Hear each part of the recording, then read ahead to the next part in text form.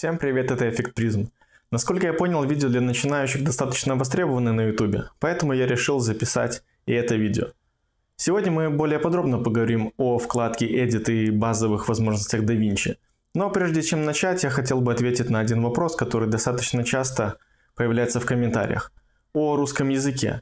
Я всегда был уверен, что мои видео и так выходят на русском языке, но оказалось, меня просят о том, чтобы я включил русский интерфейс в DaVinci. Я делать этого не буду и объясню почему. Во-первых, я изначально учился на английской версии, и переключаться на русский мне сейчас неудобно и придется переучиваться. Во-вторых, я и сам до сих пор нахожусь в процессе обучения, и те люди, у которых я беру уроки, также используют английскую версию. Соответственно, никакого смысла мне переключаться на русский язык нету.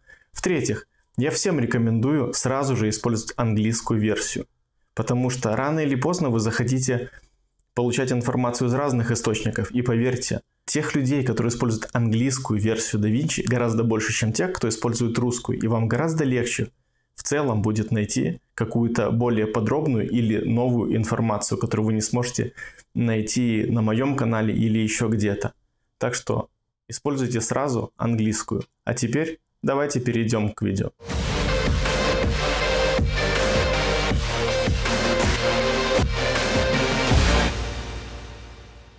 Открываем DaVinci и давайте создадим новый проект. Например, назовем его Edit. Нажимаем кнопку Create. И переходим на вкладку Media для того, чтобы добавить файлы, с которыми мы будем работать. Я их уже подготовил.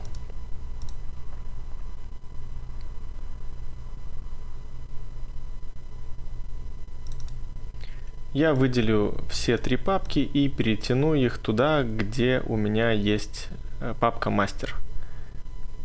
Я изменю количество кадров в секунду в проекте, потому что мои настройки не совпадают с количеством кадров в секунду в видео, которые я скачал, для того, чтобы все работало корректно. Итак, у меня добавились некоторые видео, я скачал 3 картинки, а также различные звуки и музыку для этого видео. Итак, переходим во вкладку Edit. Вот у нас те файлы, которые мы добавили. И давайте начнем с таймлайна. Что такое таймлайн? Таймлайн — это объект, в котором хранится то, что мы монтируем. Смотрите, чтобы создать таймлайн, существует несколько способов. Например, можно нажать кнопку «Файл» в верхней части окна DaVinci и выбрать New Timeline. Эта же функция, как здесь и указано, может быть выполнена с помощью комбинации клавиш Ctrl плюс N. Также новый таймлайн можно создать, нажав правой кнопкой на любой клип и выбрать Create New Timeline using Selected Clips. Можно выделить несколько клипов и также нажать правой кнопкой Create New Timeline using Selected Clips. В этом случае эти два клипа будут добавлены один за другим на таймлайн. Давайте создадим таймлайн просто с помощью зачитания клавиш Ctrl-N. Пока что давайте оставим все настройки по умолчанию. У нас предлагается имя Timeline 1, пусть пока что будет Timeline 1. И Use Project Settings оставляем, пусть все настройки будут по умолчанию. Нажимаем Create.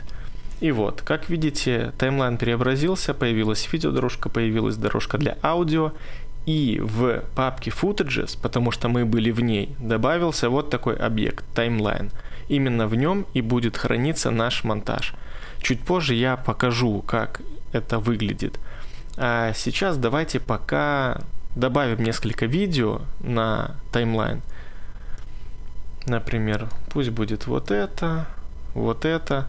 Давайте их подрежем, сдвинем, ну и добавим еще одно. Звук я пока уберу, он нам здесь не понадобится.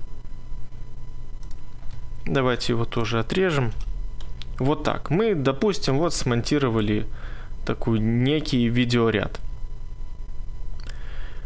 Представьте, что вы планируете монтировать очень длинное видео, и вам неудобно все это хранить в одном таймлайне. Для того, чтобы разделить монтаж по, скажем так, логическим блокам вашего видео, например, вступление, основная часть и окончание. Можно разделить монтаж путем создания нескольких таймлайнов и эти разделы видео монтировать по отдельности. Для этого нам нужно создать еще один таймлайн. Давайте сделаем это, нажав сочетание клавиш Ctrl-N или же через меню файл. Давайте пока сделаем через меню файл. И пусть будет таймлайн 2, также оставим все настройки по умолчанию и создаем. И мы автоматически уже перешли на второй таймлайн. Первый таймлайн также и остался. И теперь здесь мы, допустим, смонтируем что-то другое. Возьмем кусочек этого видео, кусочек этого. Кинем сюда, например, музыку. Давайте ее отрежем, чтобы не было слишком длинно. Ну, допустим, вот так. Мы сделали вот такой видеоряд.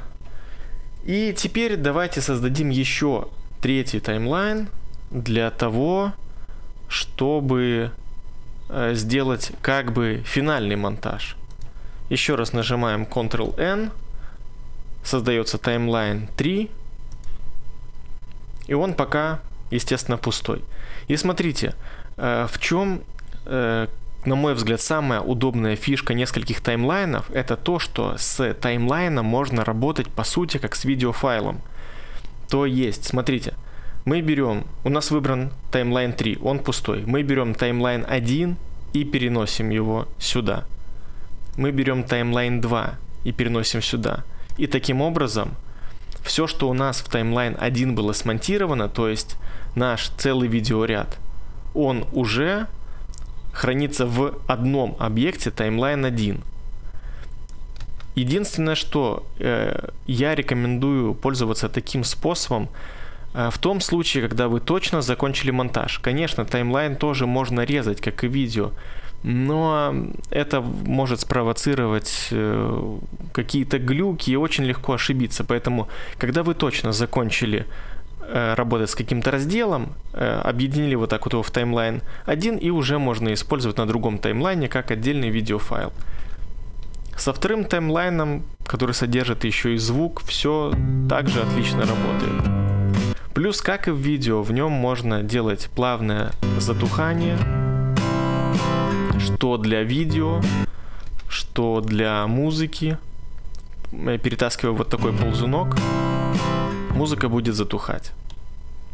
Как по мне, это отличная функция для того, чтобы группировать ваши разделы видео. Я периодически создаю отдельный таймлайн, вот как в данном случае таймлайн 3, на котором я делаю финальный монтаж. Как переключаться между таймлайнами? Можно нажать правой кнопкой и выбрать Open in Timeline. И вы увидите ваш монтаж и сможете его отредактировать. То есть что-то подрезать, убрать пустоты какие-то, клипы поменять местами. В общем, все что угодно. И все эти изменения уже будут на таймлайне 3. Там, где вы его использовали. Другой способ переключения. Вот здесь вверху, там где плеер, вы можете выбрать тот таймлайн, с которым вы хотите работать. Допустим, переключимся на таймлайн 2. Вот он. Далее, есть и другие способы. К примеру, есть вот такая кнопка Timeline View Options. Здесь можно включить Stacked Timelines, и эта опция добавит нам вкладки здесь. Таким образом, вы можете создавать сколько угодно вкладок, и на каждой вкладке вы можете выбрать тот таймлайн, который будет отображаться. Например, мы создали новую вкладку, в ней пока не выбран никакой таймлайн. Мы можем здесь выбрать таймлайн 3, и вот у нас таймлайн 3 в этой вкладке отображается. Можем выбрать таймлайн 2. Таймлайн 2 мы почему-то выбрать не можем. Можем, потому что он у нас в этой вкладке есть. Можем выбрать таймлайн 1. Можем создать еще одну вкладку и в ней выбрать таймлайн 3. Система вкладок, как по мне, тоже очень удобная. Также можно включить отображение Subtitle Track. Я не использую субтитры, поэтому у меня его здесь нету.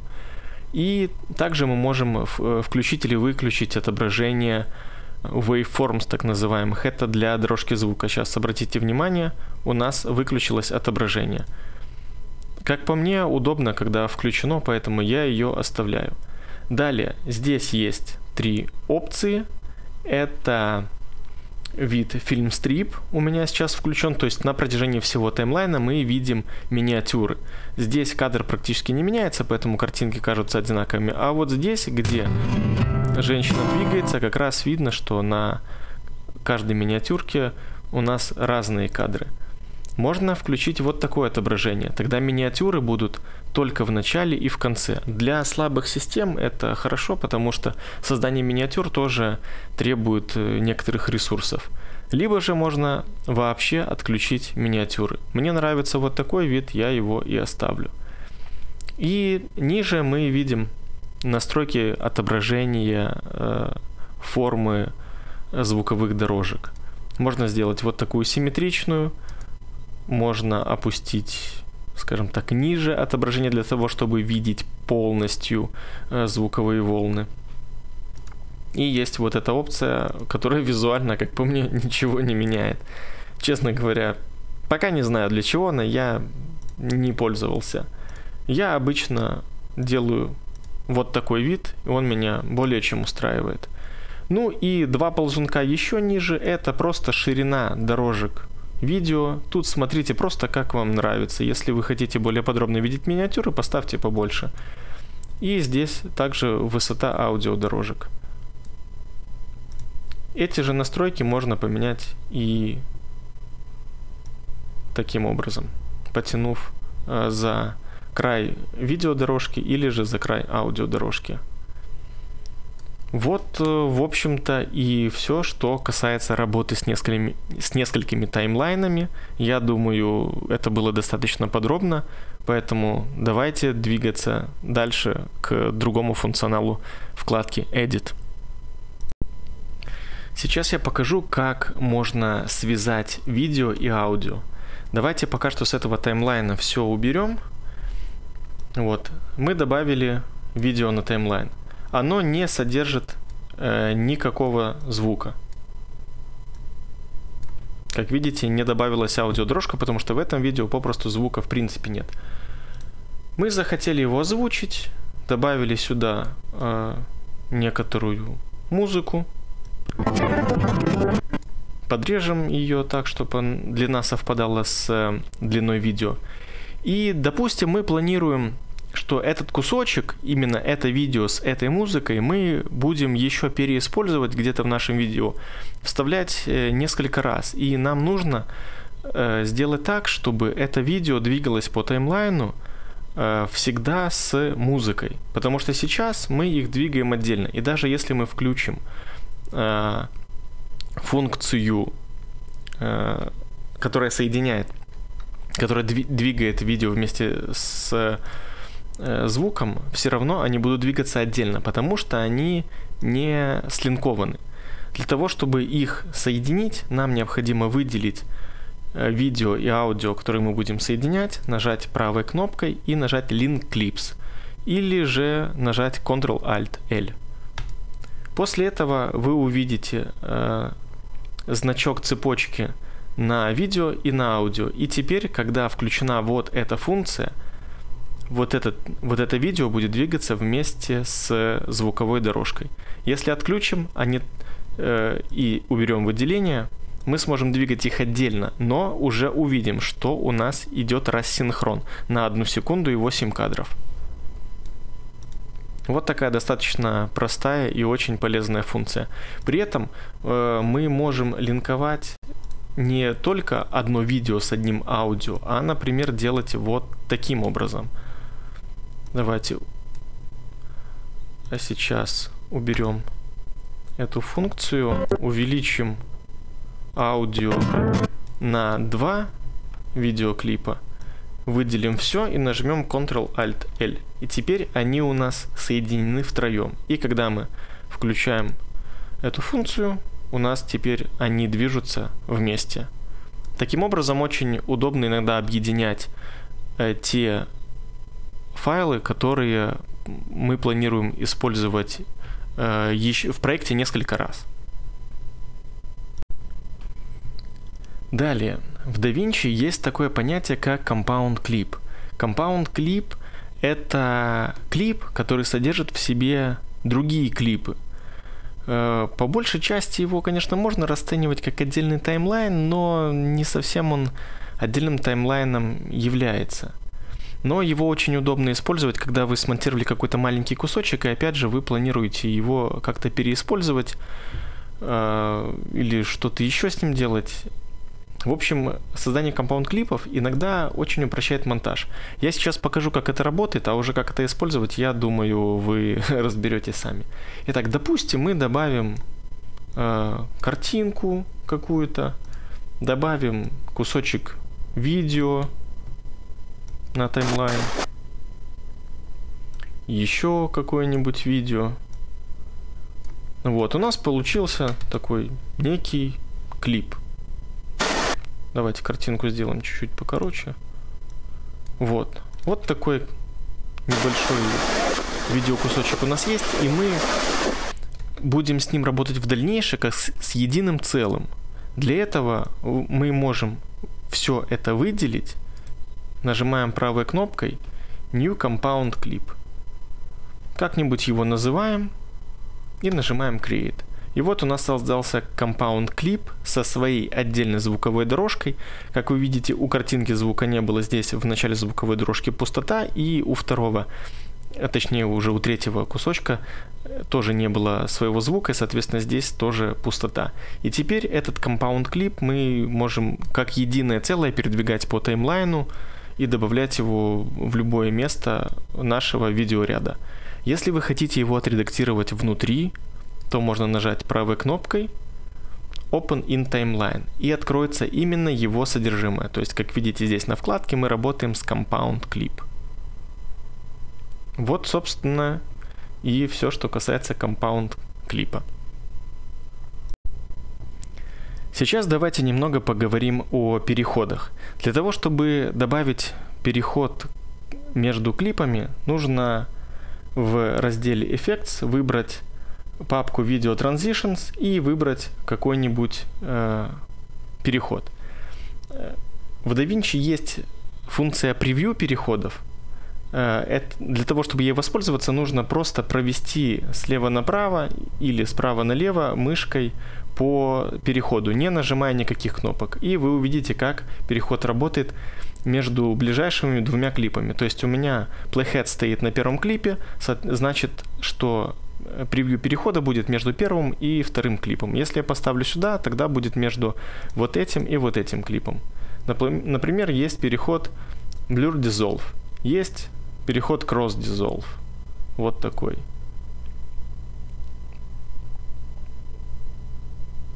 И так вы можете просмотреть абсолютно любой переход, который у вас есть. Иногда вы можете встретить появление большого водяного знака на все окно плеера. Это значит, что переход недоступен. Это переход, который относится к платной версии. К сожалению, вы сможете его использовать только с водяным знаком на весь экран. Но, по-моему, переходов нету. Есть эффекты, которые только для платной версии. Переходы, по-моему, доступны все. Но, возможно, я ошибаюсь. Вот. Ну, давайте добавим какой-то переход, например, Blur Dissolve, и перетаскиваем его между клипами. Смотрите, если переход не становится именно между клипами, а только на один, это значит, что этот клип не подрезан. Что это значит? Для перехода нужен некий запас. То есть, смотрите, давайте пока отодвинем. Ага, подрезан, значит не подрезан этот клип. Надо его чуть-чуть подрезать для того, чтобы дать переходу запас. И теперь переход становится ровно между клипами. В принципе, он и так будет работать, но не факт, что так, как нужно вам. Но для более тонкой настройки лучше ставить его все-таки посерединке. Смотрите, что можно делать с переходами. Во-первых, если его выделить, он у нас отобразится в инспекторе. И мы можем настроить его длительность. Длительность упирается в подрезку клипов, то есть то, о чем я говорил, запас. Видите, если мы нажмем на край нашего клипа, то мы увидим, докуда он, насколько он у нас отрезан. Появляется вот такая белая рамочка. Вот. Вы выбираете здесь длину, либо в секундах, либо в кадрах. Они взаимозависимыми. Как видите, если вы меняете кадры, количество кадров, то меняется количество секунд. Кстати, числовые значения в DaVinci можно менять несколькими способами. Например, вы наводите курсор на числовое поле, и у вас появляется такая стрелочка в две стороны. В это время зажимаете левую кнопку и тянете влево или вправо, и таким образом меняется параметр. Это достаточно удобно. Либо же, если вы знаете точное значение, которое вы хотите ввести, тогда можно 2 раза кликнуть по числовому полю и ввести уже с клавиатуры то значение, которое вы хотите. Далее. Переход можно выровнять по левому клипу, по центру, по правому клипу. То есть переместить туда, куда вы хотите. И здесь, например, можно настроить плавность его. То есть, чтобы он плавно был только в начале, плавным был в конце, или плавным и в начале, и в конце. Либо же выбрать параметр Custom и настроить его вручную, то есть длину кривой изменения. Переход также можно удалить, если вы передумали его использовать, на кнопку Backspace или Delete, и просто можно поставить другой. Также длину перехода можно менять и вот таким образом, если хотите. Вот, собственно, и все, что у нас касается переходов. Давайте двигаться дальше. Ну и в завершение этого видео хочу вам рассказать об очень-очень полезной функции DaVinci, которая также доступна и в бесплатной версии, что очень важно. Это автоматическое выравнивание аудио.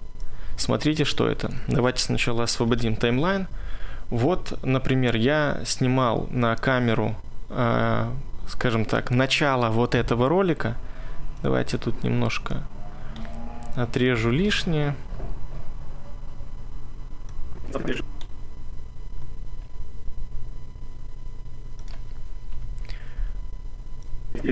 Вот так. Решил записать и это видео. Сегодня мы более подробно поговорим. Это звук с встроенного микрофона камеры. Он, естественно, далеко не лучшего качества, поэтому я параллельно пишу еще звук на петличку. Звук с петлички у меня здесь. Вот он. Вот. Насколько я понял, видео для начинающих достаточно востребовано. Здесь качество гораздо лучше, мне оно больше нравится, поэтому я использую его. Конечно же, можно вручную как-то пытаться подстроить, поймать синхронизацию звука, но естественно, что это неудобно, хотя это возможно. Когда я не знал о существовании автоматического выравнивания звука, я так и делал. Но DaVinci умеет все это делать автоматически. Для этого выделяем 2 звуковых файла на таймлайне, которые мы хотим выровнять между собой. Здесь выделилось видео, потому что у нас включено линкование. Нажимаем теперь правой кнопкой и выбираем Auto Align Clips. И видим здесь 2 варианта реализации этой функции. Based on Timecode и Based on Waveform. Моя камера не пишет тайм-коды, и мой звуковой рекордер тоже не пишет тайм-коды, поэтому для меня эта функция попросту неприменима. Поэтому мы воспользуемся Based on Waveform.